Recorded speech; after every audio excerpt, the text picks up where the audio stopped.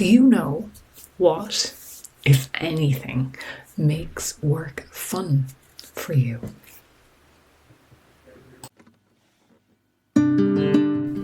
Hello and welcome to Life Beyond the Numbers, the podcast for leaders and people curious about creating a more fulfilling work life. I'm your host, Susan Ní Chríodáin, and I help people in leadership make sense of themselves and their work life, especially in times of uncertainty, transition and difficulty. I'm also the author of the award-winning book, Leading Beyond the Numbers.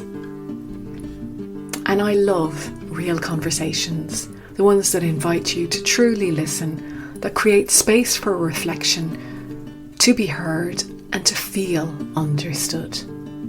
Together with leaders and fellow explorers, we shine a light on what shapes our work lives, both from the outside and the inside. Join us for stories, insights and perspectives that keep humanity at the heart of work.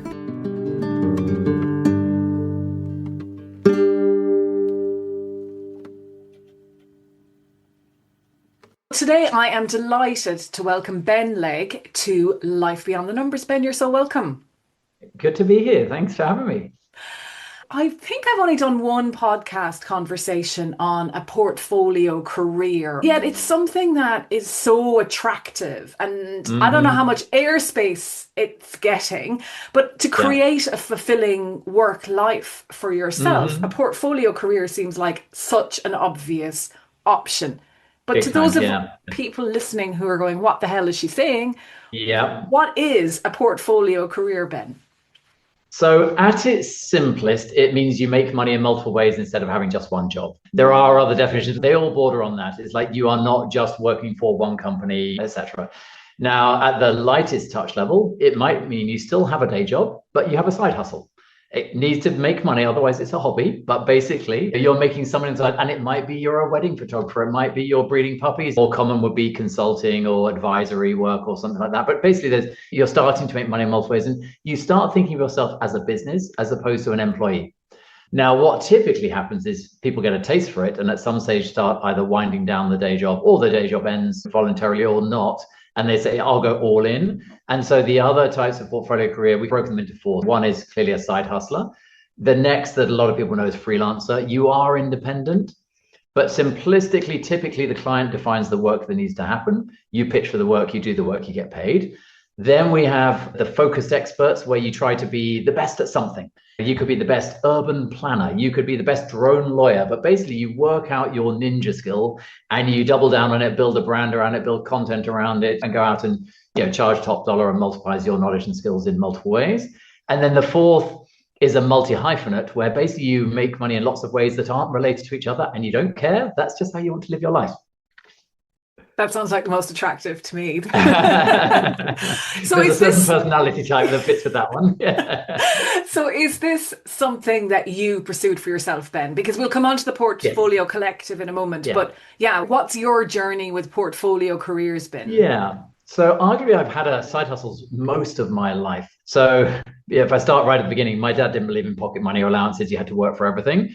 And so he gave me a price list. This much for washing a car, this much for ironing a shirt, this much for peeling potatoes, whatever. All at home. Yeah, exactly. And I would maximize my earnings. But then I really annoyed him a bit, because a few weeks in, I cleaned the cars and he said, what about the shirts and the potatoes and stuff? I said, well, actually, I've worked out I make more per hour cleaning cars. So I'm now cleaning the neighbor's cars and I put the rate up. I think he was secretly proud but annoyed too, because he wanted all the jobs done, but I worked out my hourly rate. And you got the better of him. Yeah, exactly. So then most of my life, I've always had something going on the side. I just think that's part of my personality. But where it probably started getting more serious is about 10, 15 years ago. So I left Google and started being asked to do a little bit of advisory work with investors, the odd speech. And I still wouldn't say I professionalized it, but I did a bit more because I guess I had a slightly higher profile. And where I really kicked in and said, I want a portfolio career, actually, I didn't know the phrase portfolio career, but I knew I wanted this life, is in 2019. And then I basically wound down the day job consciously and said, I'm going to get rid of the day job because it's getting in the way of doing more interesting stuff. And so I was already doing 5 to 8 hours a week of paid stuff. And I think if you can, that's the best way to do it, is a transition rather than a big bang, as it were. And I thought, I'm saying no to another 5 hours. So that's 10-ish hours. But by ditching the day job, I can say, who am I? What am I selling? Who am I selling it to? How do I network? How do I build a brand? And just started working out the journey. And so my portfolio career back then, it's had 3 parts ever since. And I'm always polishing and iterating them. Part 1 is advisory. So I have a few board jobs, advisory board, mentoring, a little bit of consulting too. Part 2 is quite geeky. I do quite a lot of work with investors trying to understand technology. So I'm both the geek and I'd like to think a business person. So I've worked out one of my ninja skills is looking at product and technology announcements coming out of Silicon Valley and turning that into a revenue forecast or a business model. So that's fun. And then the third part of my portfolio career is keynote speaking, which used to be about things like the future of marketing or the Google story. These days, it's more about AI and the future of work, because your interests change, but also what people want to hear about changes too. So it's always evolving, but it's had those 3 buckets for the last 6 years or so. Interesting. And I wonder, was like the career in Google a bit like portfolio work as well? Because Google, no, I haven't worked there or anything, but it always strikes me as that there you could end up doing anything and there's always different projects happening and so on. There was definitely an element of that. So Google had this concept of 20% time. So they believe that everyone should only do their day job 80% of the time and 20% of the time should do something else. And clearly, if you're a product manager or an engineer, you probably build new products. Like Gmail came out of a 20% project. So I think that's the most famous example. But there are plenty of other Google products came out of people messing around in their spare time. But yeah, so there's definitely that concept. And a lot of Google's initiatives came out of people's 20% time. So I was the COO of Google Europe, and I owned a lot of the special projects. And very often it started off as some clever person, it had some 20% project. And we said, oh, that looks interesting. Do you want to make that your full-time job? And then they would turn it into a project. The project became a team. The team became a business. And so there was a lot of that, just turning ideas into business units or products or money or whatever it might be. That was quite fun. I love you've used the word fun a lot, and we've only been on a few minutes. There's something about that, and I can see it in your face, and the listeners won't see it, but they can hear it in your voice, I think. So what makes work fun, Ben? What makes work fun? I guess it depends a bit on your personality. I find the whole reinventing how things happen really fun. So looking at an existing process and saying it could be better, looking at an existing product and say it could be better, challenging conventional wisdom. So to me, brainstorms that lead somewhere interesting is a great source of fun. I quite like wallowing in data. It might be everyone's thing, but I was the first non-engineer at Google to have access to the Google search database. I am technically an engineer, but I wasn't doing an engineering job at Google because I used to look at all the search queries and find new opportunities. At some stage, I went down a whole rabbit hole looking at hotel queries in Europe. And what are people looking for, and what results are we giving them, and what does that mean? I won't, boy, actually, it's fascinating, but I could probably get a PhD in hotel searches or something like that. So that's fun for me. Just working with smart people, always fun. When you riff off each other and you think you're right, and then they come up with a left of field challenge, it's okay, you're not. Okay, something that I think engineering cultures, Google, whatever, is very good at is just literally arguing and letting the best idea win. And you could be in a brainstorm with Larry Page and he'll totally admit he's wrong if you've got better facts or better logic. So it's fun like that. Also, personally, for me, making work fun is just getting to know people well. It's like, ultimately, people are often more interesting than businesses. So it's taking the time to get to know people, know their quirks, their sort of secret facts or whatever, just random fun things about life. So I think to me, that's my definition, but other people could have other different definitions. Oh, absolutely, of course. And the other word that's coming up for me is freedom, because I think people, I know myself, went into working for myself as a source and sense of freedom. And it may be a false sense at times, and it isn't also, but I wonder, like, for people thinking about a portfolio career or going out on their own, who do have that security, but want the freedom or the autonomy, where are the trade-offs for people? Oh, there's loads. So you're right, there's a lot of freedom. There's also a lot more accountability. Like the buck stops with you. You can't point the finger anywhere else. And it's hard, but I love my life. I love my portfolio career, and I couldn't go back to being a wage slave ever. If you think about it, if you're a portfolio professional, you are effectively a founder. Now, you may not do a fundraise and you may not have employees, but apart from that, you're a founder of a company of one. If to succeed as a company, you need a strategy, you need a brand, you need a product or service that's stress tested with the market, you need a pipeline of opportunities, you need to deliver great work and get paid and get references and what have you. You need to keep iterating and keeping an eye on competition and making sure that you're meeting the right needs at the right rate, etc. You need to understand big macro trends. You need to understand tactical trends. These days, you need to find an AI angle because every business does. And so literally you are on the hook for that. Now, that is pretty complicated. The other big risk is it's pretty lonely. You're on your own.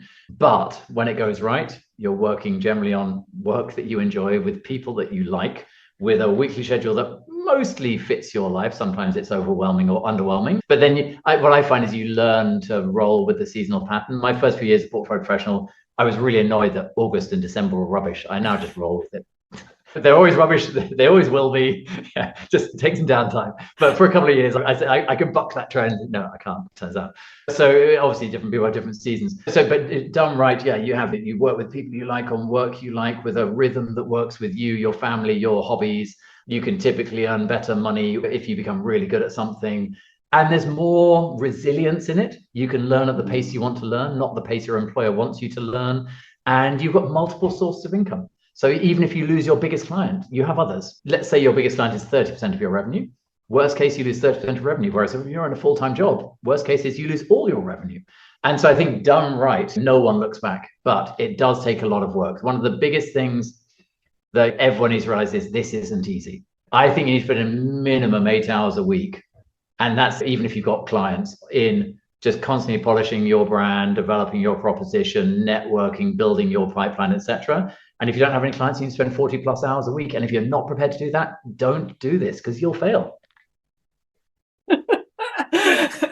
You've been warned. Which takes me, though, to the Portfolio Collective. Yes. So somewhere along the line, your brainchild or your partner, your co-founder, tell us about the Portfolio It was a journey of accidental founding and then put the foot on the gas later. So what happened is I launched what I now know is called a portfolio career in 2019. Ditched the day job, started doing those 3 buckets of stuff. Didn't know it was called a portfolio career. I didn't even know where it was headed. I just thought it's paying the bills, it's making me happy. See where it goes. And now I am a big sharer, so I was like posting on LinkedIn how much fun I was having. But apart from that, just getting on with life. And then what happened is about a year later, lockdown began and the great resignation kicked off. Lots of people were laid off, lots of people quit. And probably the biggest group in my life just had time to reflect on life and said, there must be more to life than a corporate career. And people started pinging me left, right, and center. And I was getting like 20 plus requests a week for career advice. And they would all come to me and say, Ben, I want a career more like yours. How do I do that? And I found myself waffling because I was making it up every day. I didn't even know it's called a portfolio career, let alone best practice for building a personal brand or how to build a pipeline or what's the right bank account or should I be a sole trader versus a limited company? I can make up an answer to anything. I probably got it right half the time, but I probably got it wrong half the time. And it was literally like, I had these 2 big problems. I had a time sink of 20 hours a week helping my friends one-to-one and a sort of waffle frustration that I don't like waffle. I like clarity and I like data-driven communication, etc. So I thought I'd solve both problems with one solution, which is I launched a weekly workshop called the Portfolio Career Workshop.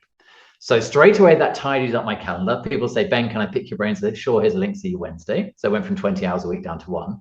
But I thought this is a workshop now. I will do some research and write some slides. So I interviewed 30 odd portfolio professionals, starting out wildly successful in between different industries, different business functions, really tried to get a diverse group, codified all of those interviews into sort of structure. I also did some desk research, and this workshop became like the 8 steps of launching a portfolio career. And I thought, great, well done me, clean up my calendar, help my friends, do it efficiently, give some good advice, walk off into the sunset. Wasn't planning a startup or a community or anything. So I was pretty happy with myself. But then something else came along, which is people wanted to meet each other and help each other and hire each other. So what happened is these are mostly on Zoom because it was locked down. And there were too many people coming to the workshops to introduce themselves verbally. So I said, just introduce yourselves in chat. Say something about your portfolio career and what you'd like to get out of today.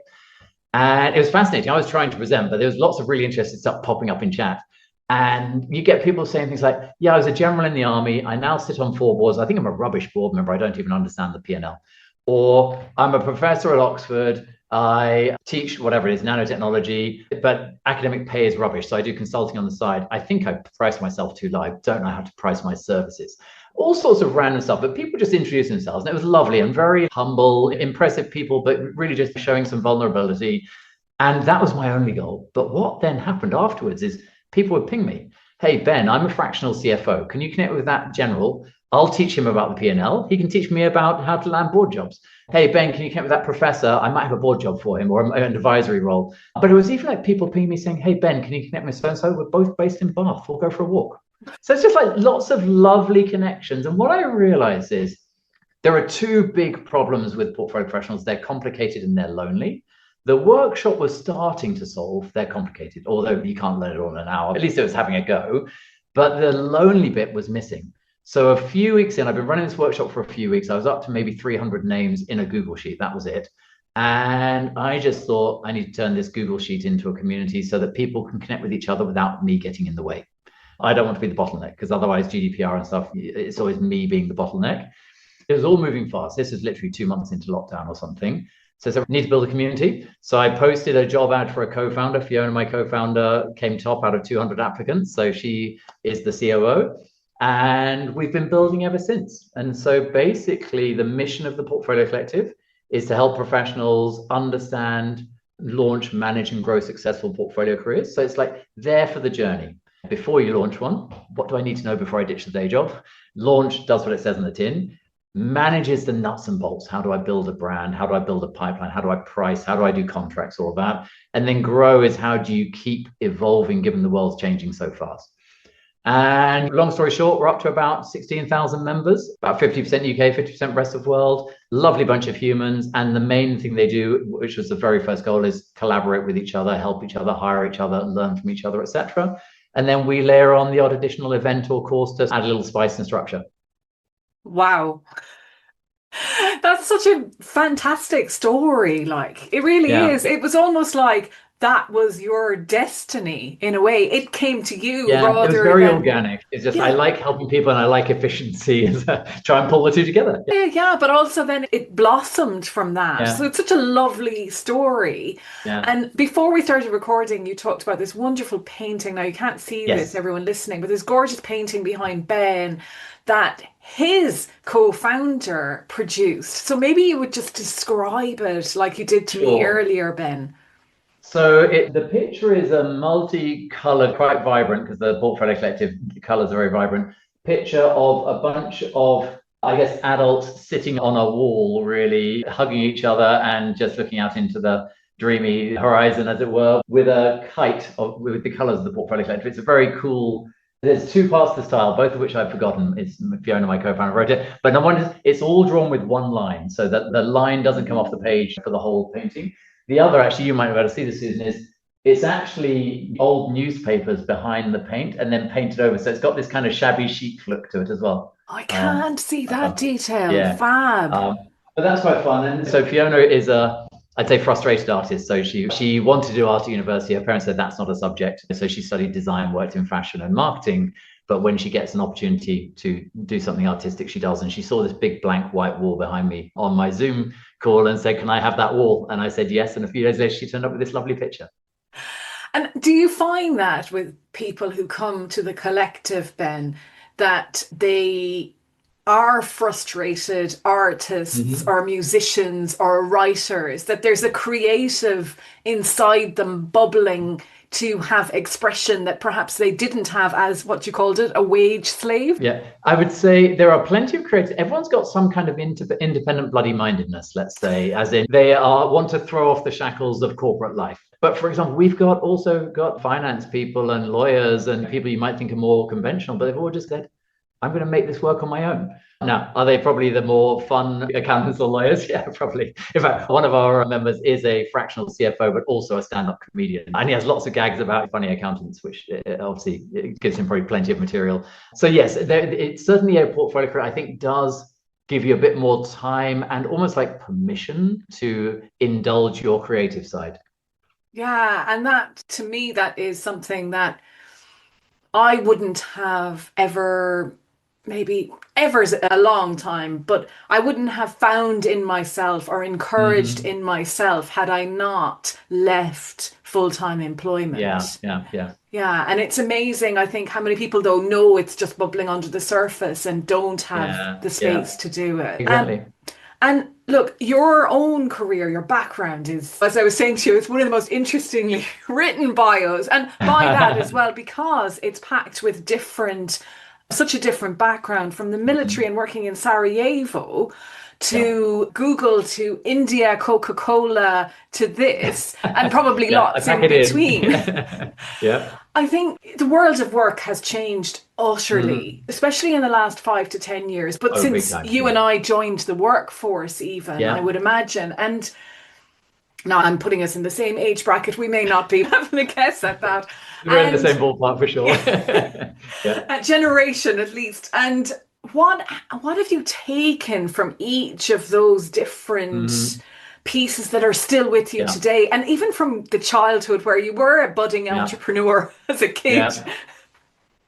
Crikey, there's so much to it. But I guess, ultimately, I think all experience has some validity and some stuff you need to put in the bin and move on. And so I think my career's been, by the way, I'm always a massive optimist. So I always look for the positives. If I start with my upbringing, it was a bog standard middle class upbringing, grew up reasonably academic, fairly pushy Victorian parent. But my dad was a bit of an entrepreneur, which added some spice. But I just grew up wanting to join the army. Actually, I wanted to do two things: join the army and be an engineer. Then I discovered there was this thing called a military engineer. I thought, yeah, that sounds good. So went straight from school to Sandhurst for officer training and joined the Royal Engineers and became a civil engineer, etc. And spent 10 years traveling around the world, building things and blowing things up. So if I pause there and say, what are the biggest things I learned from the army? I think things like leadership. I was 18 when I went to officer training, 19 put in charge of a troop. Most other careers don't give you that much responsibility that early. And the ability to not just lead people, but run complex projects. I think one of the things I've noticed since leaving in the army, when people say they're going to do something, they do it. It's just simple as that. It's really amazing. But you don't realize it's amazing until you leave and realize how flaky most other people are. And it's just the ability to get stuff done is a really deeply ingrained. It's, yeah, you said it, so either do it or explain why not. But there's no flakiness, no missing deadlines without a good reason, etc. So there's that. I think one of the biggest things you get from the military is being calm under pressure. So one of the things I realized is after I left is how easily people panic. And in my mind, I was like, I remember one time I went from the army to McKinsey as a strategy consultant. And at some stage, we had a very angry client because he didn't like what was in the deck. And people were panicking. And I was, yeah, it's important. We need to keep this client happy. But where are the bullets? No one's dying here. Can't we all just calm down? What's the worst that happens? We get fired. Okay, no one's dead. Yeah, and when it helps you contextualize being fired or going bankrupt is not as bad as dying. It helps. And again, I've noticed most ex-military people are quite calm under pressure once they leave because it's like they've been in worse pressure, as it were. And it's really interesting you say that because when I worked for the Mines Advisory Group, Oh and we yes, had yeah. people on the front line, like Mhm. clearing, not front line like you would say, but they were Yeah, clearing landmines that had to be safely detonated and all of that kind yeah, of yeah, stuff. yeah, And I adopted that viewpoint when people would come to me in a panic, going, "Is anyone going to die as a yeah, result of this?" And if yeah. not, it can be left until tomorrow or whatever it might be. But it's Yeah, fascinating. The life and death thing in yeah. work, and even though I was in the office, it's still very present. Yes, yeah, yeah, And yeah. it really shifts That's the risk your, you need to worry about, and everything else is lesser, as it were. Yeah, yeah, yeah. yeah. So I So think that was sorry, the yeah. army. Then, yeah. So I went from the army to McKinsey as a strategy consultant, and from there to Coca-Cola. So basically, my life you can think of in decades because I do get bored about every 10 years and change industries. Decade one, army. Decade two, big business. So McKinsey, and then the Coca-Cola. So I think I treated McKinsey as a paid MBA. So I left the army without an MBA. Luckily, got into McKinsey at the post MBA level without one, which was nice. But I just thought I really need to learn about business, and in particular things like marketing and finance, because in the army you don't talk about marketing or finance. It's just not part of the conversation. Yeah, and McKinsey was very good like that. Probably still so now, where they started me off on projects that were close to home. I did a job in defense. I did a job with a cement company, that's civil engineering. And then by project three, they said, you've learned the consulting toolkit. what do you want to do? And I said, can I do marketing, please? And then the next one was finance. And I basically ran 8 projects while at McKinsey and worked my way around multiple functions and industries, at slightly more senior levels each time. And that was a great, really good thing. And then the other thing with McKinsey is just like problem solving. The whole culture is look at a complex problem and work out the right way to solve it, or the various ways to solve it, and then the right way, etc. So that was good. And then from there, I went to Coca-Cola, did 3 jobs in Greece, then Poland, then India. And it all really came to a head in India, where I ran a big turnaround of Coca-Cola in India. And again, loads of lessons. But one of the big ones is how to execute at scale. Like I had 20,000 salespeople in India. It's quite a lot of people. And actually, India was fun too, because it was also a massively chaotic country with a lot of corruption and other things too. But we were trying to run things the Atlanta way, really buttoned up and organized. And for a company in India, we were really organized, but compared to, say, Europe, a lot less. But it's the ability to, you really have to work through others. If you want to have a great job done, we were selling to 1 million outlets a day in India. You really becoming rigorous around training and quality management and frontline leadership skills and all those things that, when you're working someone at McKinsey, you are the frontline leadership. You're in a team of 5 and so you know everyone personally. So that was really interesting. Also just learning about different markets. I got to India naively thinking, I'd already lived in 5 countries around Europe. I thought, done the expat thing, India, I'll be fine. All my friends, half my friends are Indian, favorite food's Indian, favorite film's Gandhi, I'll be fine. Got to India, realized that it's a very different world. And suddenly had to deal with the poverty, the chaos, the corruption, and realized that I was seeing the tourist view of India before I got there, and then saw the real view. And it was exhilarating because it was both a business turnaround anyway and India. So, your senses are tingling all day, every day. Oh, anything like that. I think when you're in dumped, literally, not dumped, you're in that foreign culture and it's sink or swim in a way, isn't it? Yeah. And there's so much going on, especially when the English isn't the first language, so much going on that you're just not aware of. It is every day is a school day, as someone said to me. Yeah. And then some crazy stuff too, culturally. I got to India and I was given a car and a driver and stuff, but the traffic was so bad. And so I said, okay, my wife can have the car and the driver, I'll get a motorbike. And I rocked up on day 1 on a motorbike to Royal Enfield, very cool, to the office. And people looked at me, jaw dropped, said, you're a VP. You should turn up with the car and your driver should polish the car all day to show how important you are. So what a waste of human life. But do I accept that norm or say, no way? On that one, I said, no way. But obviously, sometimes you got to work it out. But it's just so, and it was quite fun, quite frankly, riding a motorbike through Delhi as well. I'm going to leave that fun with you, I think. That would be my idea of fun. Yeah. And so I suppose we've talked about a lot looking back and where the portfolio is, but what about the future of work? Because that is something that you talk about now, time. But also you mentioned earlier on AI, like we cannot pretty much have a conversation without bringing it in. 100%, yeah. So where do you take it? Where would you like to go? Let's start with AI, because that's the biggest change. Clearly, there's loads more. Actually, maybe we'll start with a slightly bigger picture, but we'll double down on AI. The way the world is working is clearly changing massively, and it's getting faster. And we all thought lockdown was a shock, but AI is going to be a much bigger shock. So clearly, lockdown led to much more remote working, much more virtual collaboration, etc. Lots of things changing there. More fractional workers, more portfolio professionals, all trending up, as it were. And before we jump into AI, other things changing now, like geopolitics is all over the place. So you can't assume the world will get ever closer and more integrated, but that has a knock on things like supply chain, because you can't guarantee that stuff will get from China without crazy tariffs or a war in the Middle East or whatever it might be. It also affects things like visas. You can't necessarily move people between countries easily anymore. So there's loads of other stuff changing. Will keep changing, but then clearly AI on top of that, and AI is not just a thing, it gets better every week. And so it's, where on earth is this headed? So I think if we start, before we jump into AI, saying one of the key things with all companies is they need to be more nimble. And what that means in practice is you need a smaller core headcount, smaller fixed costs, so that if things go horribly wrong, and the odds of something going wrong to most companies now much higher than it was before. By the way, the odds of doubling in size have gone up. The odds of halving in size have gone up. Like, it's going to be a more volatile world. Revenue will be more volatile. But if you are just a sensible company, CEO, COO, CFO, whatever, you want lower core fixed costs so that if you take the revenue hit, you're not going to go bankrupt. But we also need the ability to flex up more if things go well, or flex sideways if you have to pivot, whatever it might be. So what that means is organizations are becoming what's often referred to these days as liquid. The days of a fixed org chart for a year are gone. Some companies might try and fix them for a quarter, but even that seems a little wooden. You really do need to be able to add headcount and reduce headcount on a whim, let's say.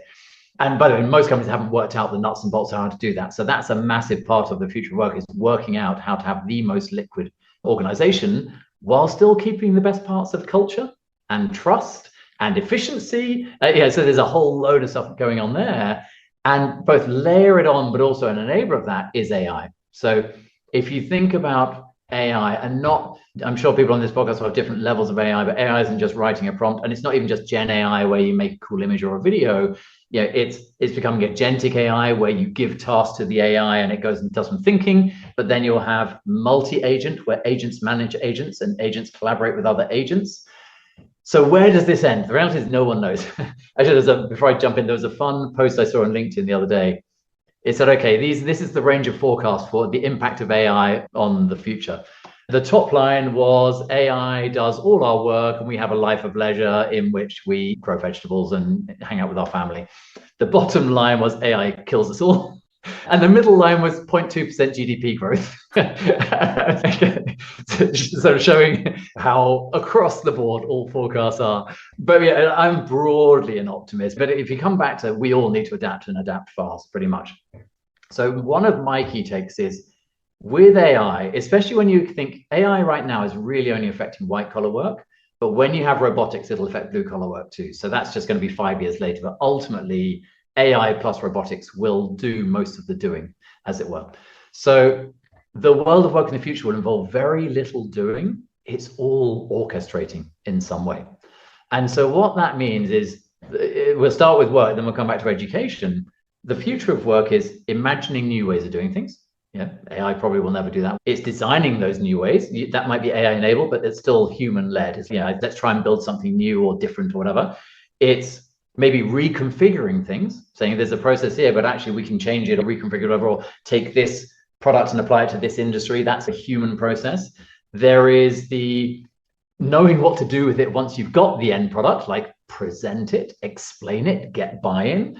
There may be doing the human interaction, let's say, with customers at the end. And some of that, again, will be automated like chatbots, but there'll always be a room for humans who are good at empathy. And there's also accountability. I do think in the future, almost all decisions will still be made by humans. And obviously, some humans will get AI to design low-level decisions, like, should I turn left or right for an automated vehicle?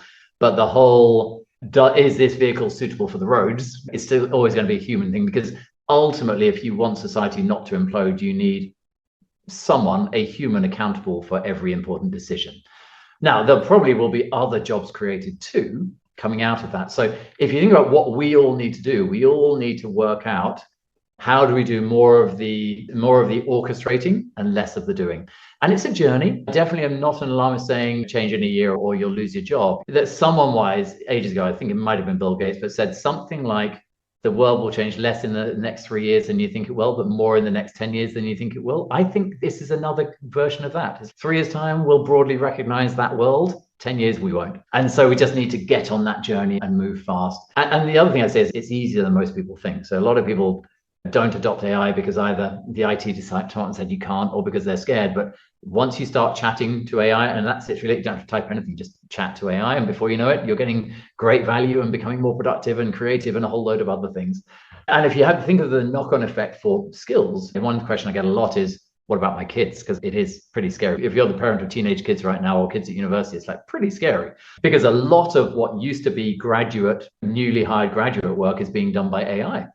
Basically, my take is you need to leave university being able to manage agents.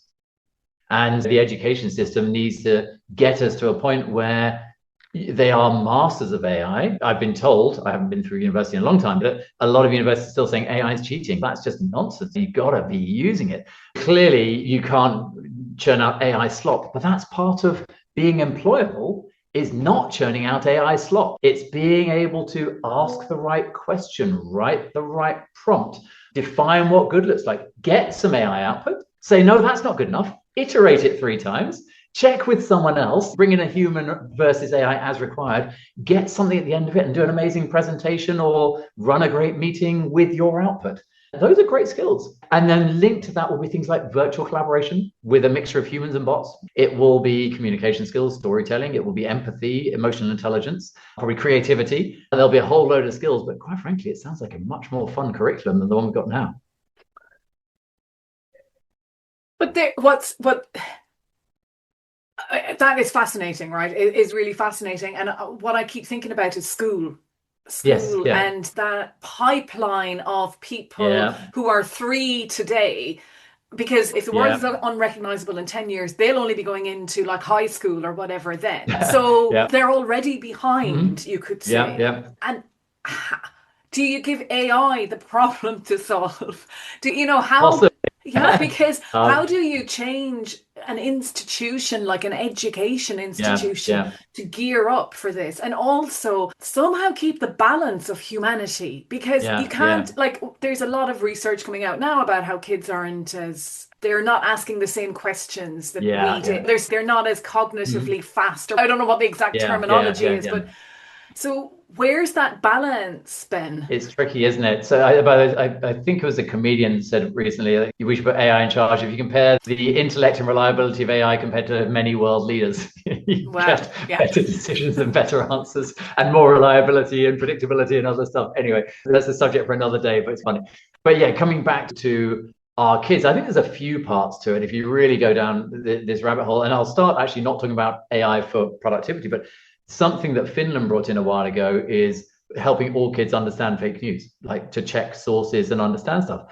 I think that's really important because if you think about it, there's so much nonsense and misleading nonsense and echo chambers. And quite frankly, I think people are turning against each other because they live in their echo chambers, often fueled by nonsense. And social media algorithms generally give people what makes them angry or upset rather than say that's a fair point. So I think there's an element of helping kids understand that debate is okay, that differences are okay, that you should check sources, that fact-free points of view should be shut down, even just teaching people how to educate their own algorithm. I'm blown away sometimes when I meet people who say my algorithm's full of rubbish. It's educate the algorithm. Just like the good stuff, don't like the bad stuff, or even delete it. And the algorithm will give you stuff that makes you more intelligent. It's really simple.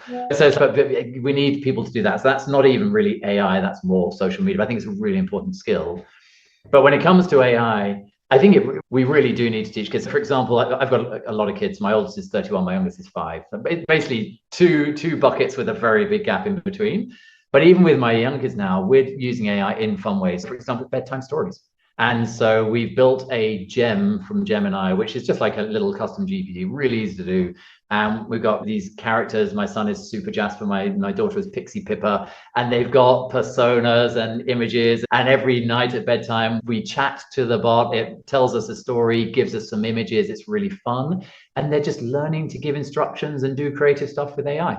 It's all sensibly controlled. It's fun. And now I'm thinking there's probably something to do with maths that we can do that will be fun. So I'm trying to work out what's next there. But we were in Morocco a few weeks ago. We got it to design us a treasure hunt.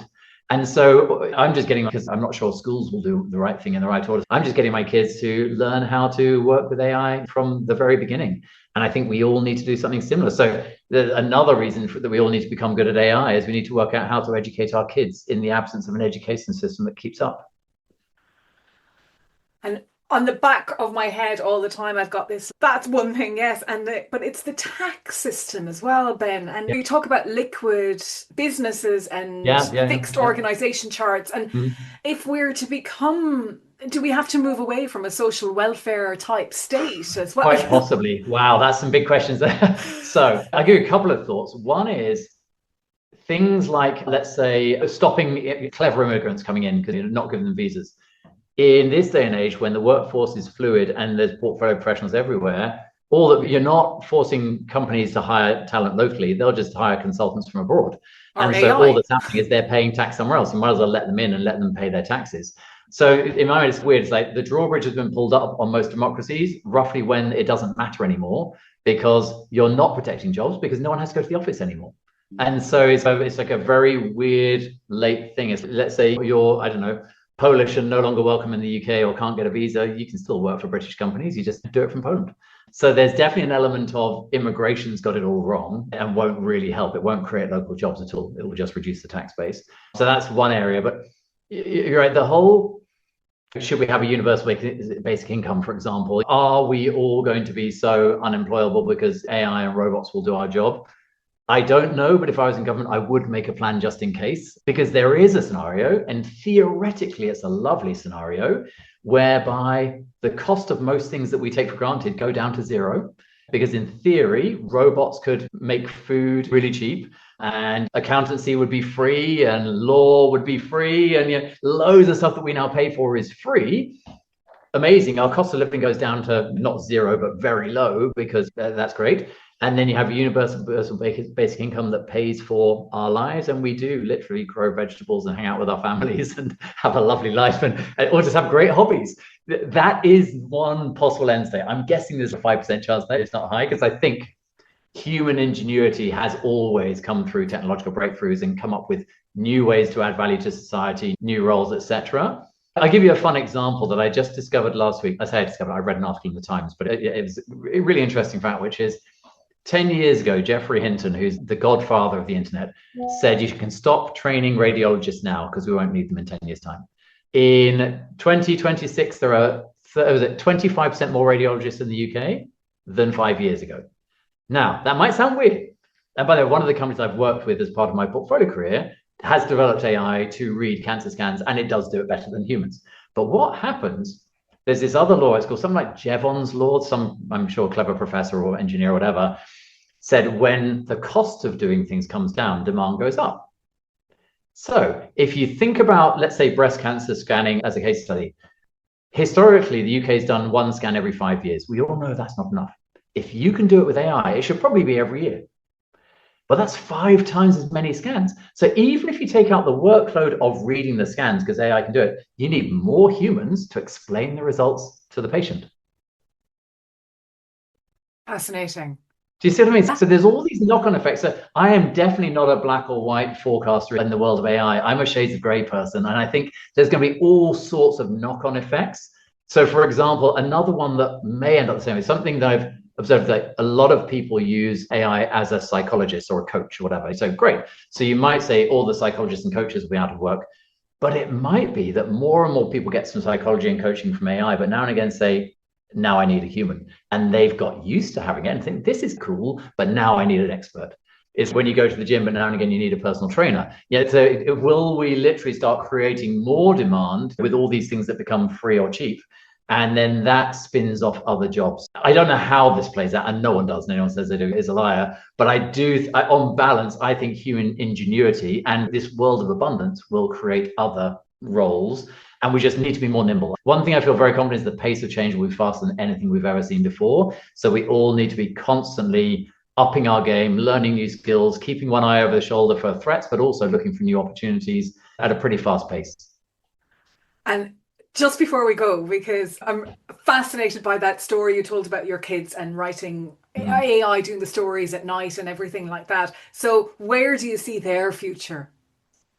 Oh, crikey. That's this is 20 years out. I don't think anyone's even thinking that far. And it probably just comes back to what we talked about earlier, but on steroids. Like literally in 20 years, there will probably be close to zero manual labor and close to zero clerical tasks. I think everyone, one way or another, will be an orchestrator, a designer, a creator, a quality controller, a decision maker, a sort of human empathy person. I think there'll be a lot of micro businesses, like businesses with 1 employee or 1 to 5. There's this saying that's been around for a few years now, and it's not a be all and end all, but a lot of, let's say, influencers or whatever, say, if I can get 1,000 people to pay $10 a month, I've got a living. I think whether it's content or products or services, I think there'll be a lot of like micro entrepreneurialism where people work out cool products or services or content or whatever it might be, find a little fan base, sell them something, keep them happy, make a living. And there'll be a lot of that maybe it's 1,000 flowers will bloom, as it were, on the back of just not having to do the drudgery. You paint a lovely picture. You really do. And who knows? We just don't know. We We don't really know. don't, do we, That's the Ben? reality. Yeah. But it's also there for the making and the taking by the. Yeah. That's really the picture that you've painted for me today, I think, is that Hmm. we have to remember that anything is possible, that everything that has been Oh, big time. invented so far has been invented out of Yeah. nothing. So just Yeah. keep going. Oh, totally. And just can keep evolving as well. Yeah, we owe it to ourselves, we owe it to our kids just to keep evolving. Yeah, stay on the front foot, not the back foot. Fab. Ben, if people would like to know more about you or the Portfolio Collective, where do they go? The easiest way to get hold of me is probably LinkedIn. I'm pretty active there, or just Google either Ben Legg or the Portfolio Collective. You'll find us. Fantastic. Thank you so much for such a wide-ranging, fascinating, fast-paced conversation It today. was indeed. It's a pleasure. We started this episode with a simple question. Do you know what, if anything, makes work fun for you? And Ben answered it in so many different ways. Brainstorm that goes off into somewhere unexpected, or the rabbit hole that he goes down to with data, getting to know people and their quirks, building something from nothing, all of these things. And I suppose what runs underneath a lot of it, I think, is curiosity. The willingness to keep asking yourself, like, what's possible? Even if the world is moving faster than you can imagine. And courage, too. The courage that says the day job is getting in the way of me doing more interesting stuff. Or whatever courage is to you, to help you cultivate and create a more fulfilling work life. And perhaps that's the possibility that this episode points towards. Work can be fun. Work that's actually yours. So I wish you all the best with that.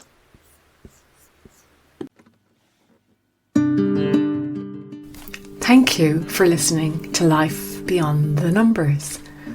If someone popped into your mind while you were listening, maybe a friend or a colleague, send them the episode.